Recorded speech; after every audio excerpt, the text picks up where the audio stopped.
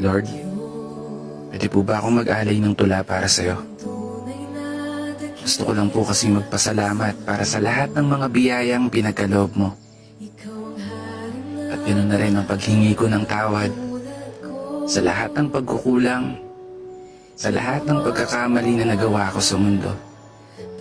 At higit sa lahat, mga panahong pinagdududahan ko ang mga plano mo. Kasi Lord, hindi ko may tatanggi. Minsan, ayoko na.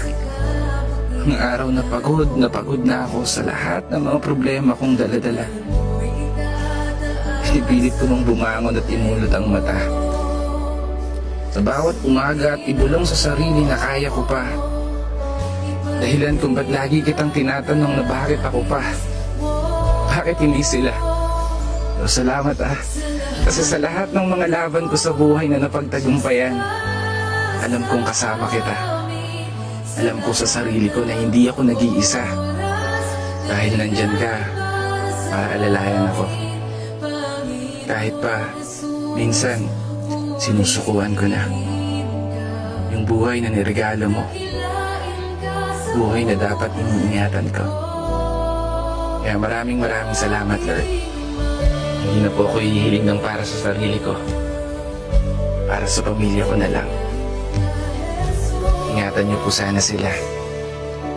Habang abala ako sa pagharap ng mga hamon, magawa kong makulayan ang mga planong maghahatid ng pagbabago sa buhay na nakasanayan ko. At makapagbigay ng inspirasyon sa iba. Gamitan ko lang na sulat ko para sa'yo. Sa iba, na unti-unti nang nawawalan ng pag-asa.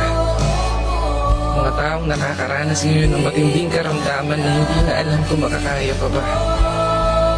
Kaya sana Lord, pagalingin niyo po sana lahat ng mga taong hirap na.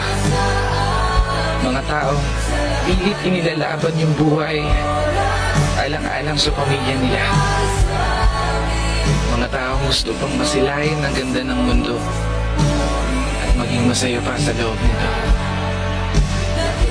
Ikaw na po ang bahala, Ama. Kaya isang pagpupugay para sa lahat ng mga tao na patuloy sumasabay sa hamon ng buhay.